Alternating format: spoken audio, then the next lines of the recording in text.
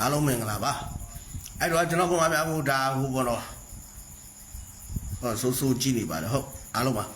အားလုံးပဲရောက်ရှိလာတော့ကိုမှပါအားလုံးပဲပေါ့နော်ကျွန်တော်ရဲ့အခုဒီမာရီညီမာရီအားလုံးပဲပေါ့နော်ဒါဝန္ဒနာ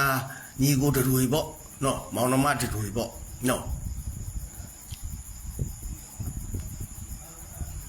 ဟိုပေါ့ပြောပါပေါ့နော်ကျွန်တော်တို့ဒါလီကလည်းတထောင်တနေရာနေပြီးအကူညီရကောင်းရင်ရပါစေဆိုတဲ့စေတနာနဲ့ပေါ့နော်ဒါလိုင်းမို့ကျွန်တော်တင်ပြပေးခြင်းဖြစ်ပါတယ်အမှားနဲ့မှန်တယ်လည်းရှိပါတယ်အမြဲတမ်းတော့ကျွန်တော်လည်းလိုင်းပေါ်မှာမရောက်ဘူးပေါ့နော်ဒါလေးကိုလည်းဖွင့်လုပ်ပေးပေါ့ဒါပေမဲ့တခုတော့ရှိတယ်ပေါ့တခုပြောနိုင်တာကဘာပြောနိုင်လဲဆိုတော့မနှက်ဖေရမှာပေါ့နော်ဒါကျွန်တော်ရဲ့ဆုံးဖြတ်ချက်တခုရှင်းပြပေးထားခဲ့မယ်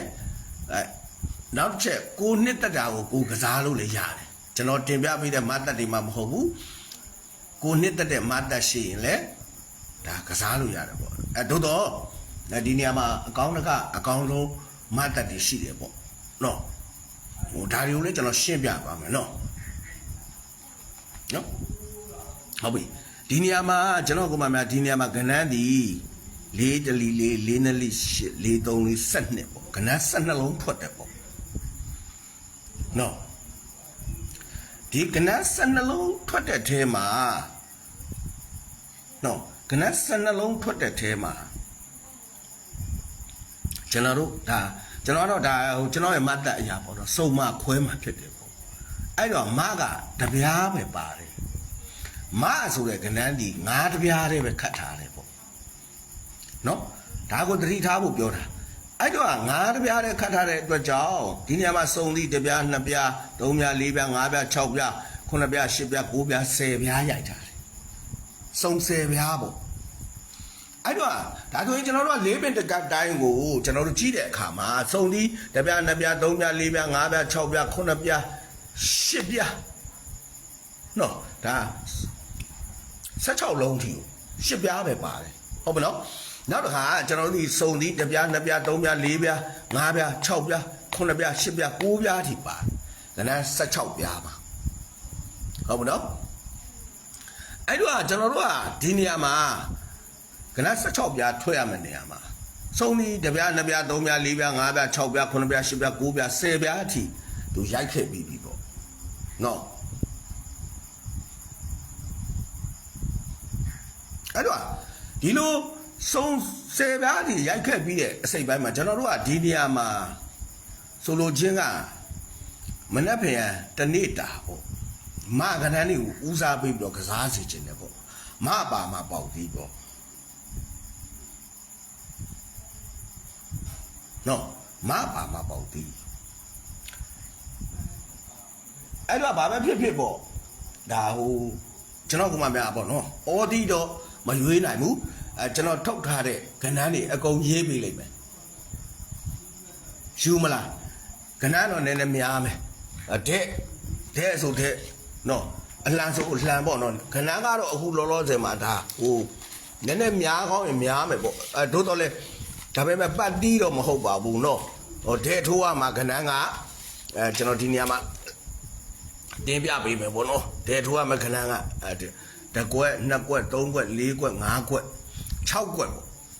တဲ့6ကွက်ပါယူမလားယူရင်ပေးမယ်မယူရင်တော့မပေးဘူးနော်စေတနာနဲ့ပြောတာမယူရင်ကျွန်တော်မီတင်ဒိုးတော့မှာဒါ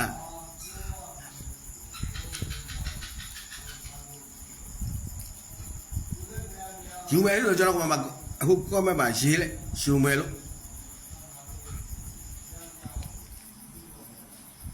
တဲ့ထိုးရမယ့်ကဏ္ဍဒီ1ကွက်2ကွက်3ကွက်4ကွက်5ကွက်6ကွက်ပေါ့ဒီကဏ္ဍပါတယ်ဒီကဏ္ဍပါတယ်ဆိုတော့6ကွက်ပေါ့အာထိုးရမှာ1ကွက်ရှိတယ်ပေါ့နော်ယူမယ်ဆရာဟုတ်ပြီโอเคအဲ့တော့ဒါဟိုကျွန်တော်မှအော်ဒီတော့မဟုတ်ဘူးနော်ကျွန်တော်ကအော်ဒီကမနှက်ပြန်အကြိုထွက်ပြီးမှရွေးမှဖြစ်တဲ့အတွက်ကြောင့်ဒါအနည်းဆက်ဆုံးပေါ့နော်မနှက်ပြန်ကြစူးစမ်းပြီးတော့တကယ်လို့ Messenger ဘောက်ကနေပြီးတော့လဲဒါအချိုထွက်ပြီးလို့တကယ်လို့စန္ဒရှိတဲ့အကုန်မှများရှင်းလဲလာပြီးတော့ကျွန်တော်ဖြေနိုင်တော့ဖြေပေးမယ်အများကြီးတော့ဖြေလို့မရဘူးလေနော်Messenger နေမှာလူပေါင်း100လောက်တော့ဖြေလို့ရမယ် နော်အများကြီးတော့မရဘူးနော်လူအောင်100လောက်တော့ကျွန်တော်အတက်နိုင်ဆုံးကြိုးစားပြီးတော့ဖြည့်ပေးမယ်ကျွန်တော်မဖြည့်နိုင်တော့ကျွန်တော်အပေါင်းအသင်းတွေကိုဖြည့်ခိုင်းမယ်နော်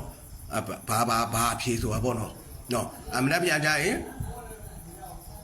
အခုကျွန်တော်တို့လာရှိုးလွှင့်တယ်အခုလွှင့်နေတဲ့ပေါ့နော်တစ္ဆာဆိုတဲ့ Messenger ဘောက်ကနေပြီးတော့လာယူပေါ့နော်9နာရီခွဲထွက်ပြီးမှလာယူနော်9နာရီခွဲထွက်ပြီးလိုက်လာရဲ့ Messenger ဘောက်ကလာယူနော်တကြမ်းမပေးကြမလို့နော်တကြမ်းမပေးနဲ့နော်ပေးစရာမရှိဘူးမဟာမန်ပေးစရာမလိုဘူးနော်အတုတွေတော့ရှိတယ်ပေါ့အတုတွေတောင်းရင်တော့ကိုပါကိုခံပေါ့နော်ဒါဒဲထိုးရမယ့်ခဏနေကျွန်တော်ကမှာနော်ကိုပါကိုစဉ်းစားပြီးတော့ကစားနော်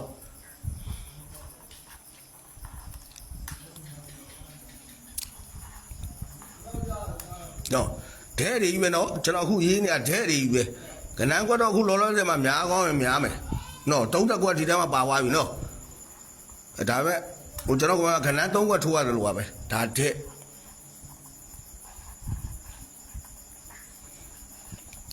အာထိုးရမယ်ခဏဒီဒါအာထိုးရမှာနော်63အာရမယ်ဒီတစ်ကွက်ထဲအာရမယ်ဟုတ်ပလားဒါခဏကုန်မယ်ကျွန်တော်ကမနေ့ပြန်မှာပူးခဲ့ရင်လည်းမဘူးနော်ဟုတ်ပါနော်မနေ့ပြန်မှာပူးခဲ့ရင်မဘူးနော်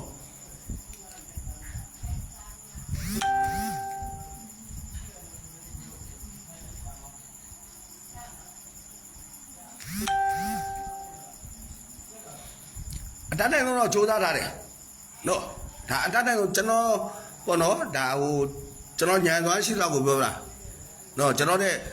ညံသွားရှိတဲ့အကိုဒီမတွေညီညီမတွေလည်းရှိတယ်ပေါ့ဒါကိုပါကိုချိန်ဆကစားပေါ့နော်အဲ့ဒီမှာကျွန်တော်ခုနပြောလိုက်တယ်ပေါ့နော်ဒီ50ခွန်တို့ဘာလို့ရိုက်လို့ရတယ်ဒါတစ်ခွက်ကောင်းဆိုင်တွေပေါ့နှလုံးပေါင်းချင်းရက်လက်အဖြေလွှာကိုသူနှက်ခတ်ဒီအပိတ်63ဟုတ်ပါနော်နှလုံးပေါင်းချင်းရက်လက်အဖြေလွှာကိုသူနှက်ခတ်ဒီအပိတ်18နှလုံးပေါင်းချင်းရက်လက်အဖြေလွှာကို9ထိတ်သူနှက်ခတ်ဒီအပိတ်50ခွန်2ပြိတ်နဲ့โอเคနေရပဲရိုက်လို့ရတယ်နော်အကွက်တွေရိုက်ပြီးတော့တင်ပြပေးလို့ရတယ်သို့တော့ဖြစ်နိုင်ခြင်းနဲ့မဖြစ်နိုင်ခြင်းနော်အဲ့ဒါကိုအားပြုပြီးတော့ကျွန်တော်ကိုယ်ပိုင်တင်ပြပေးခြင်းဖြစ်တယ်နော်ပူးခဲ့ရင်မဘူးကိုပါကိုမှတ်သွားမပူးခဲ့ရင်ကျွန်တော်အခုတင်ပြပေးတဲ့39 50ခွန်1ခွန်3ခွန်6ခွန်8ခွန်30 85ကနန်းတဲ့6ွက်ရှိတယ်အာမာဒီကနန်းတစ်ခွက်ပဲရှိတယ်ပေါ့ဒီကနေ့တစ်ခွက်အားမယ်နော်6336ဟုတ်ပါလားအဲ့ဒါအားမယ်ဒါပေမဲ့ကျွန်တော်ကတော့ပူးကျင်နေတာနော်နှစ်ဦးမှာတစ်ပူးပလိုက်ချင်တာနှစ်ဦးကတစ်ပူးကျင်တာနော်တော့မနေ့ပြန်ထိတ်စီမတ်တက်ကျွန်တော်ရဲ့ထိတ်စီမတ်တက်နှလုံးရွေးတဲ့မတ်တက်ပေါ့နော်ဒီတစ်ပါလာပြီဆိုတော့ဒါတစ်ပူးကအော်ဒီဖြစ်မှာနော်တစ်ပါလာတဲ့ဟိဆိုတာတစ်ဘူးနဲ့တစ်ခွန်ကအော်ဒီဖြစ်မယ်3ပါလာရင်3ဘူးနဲ့3ခွန်30 36ဒါတွေအော်ဒီဖြစ်မှာပေါ့နော်5ပါလာရင်ကျွန်တော်တို့50နဲ့ခွန်တို့58တို့5ဘူးတို့အဲ့လိုခဏလေးပေါ့နော်အဲ့လိုခဏလေးအော်ဒီဖြစ်သွားမှာနော်6ပါလာရင်60ခွန်63အဲ့လိုခဏလေးပေါ့အဲ့လိုခဏလေးအော်ဒီဖြစ်မှာပေါ့နော်ကဲအားလုံးပဲနှစ်ဦးမှာတစ်ပူးကြပါစေလို့ဆုတောင်းရင်အားလုံးပဲခွန်နိုင်ပါเนาะကျွန်တော်ကမှာအားလုံးခွန်နိုင်အားလုံးပဲကိုယ်စိတ်နဲ့ပြချမ်းသာချမ်းသာလူရင်းဆန္ဒတွေတလုံးတွားကြီးပြပါစေเนาะမနေ့ပြန်ဆိုရင်ဒါနှစ်တစ်ကိုစပြီးတော့ဝင်ပြီပေါ့เนาะအားလုံးပဲနှစ်တစ်မှာကျွန်တော်ဟိုဒီမတွေညီမတွေစံမင်ကခြီးပြားကစံမင်အထိခလုံးမထိစူးမညစ်ပဲလူရင်းဆန္ဒတွေတလုံးတွားကြီးပြပါစေလို့ဆုတောင်းရင်အားလုံးကိုခွန်နိုင်ပါအားလုံးပဲBye bye.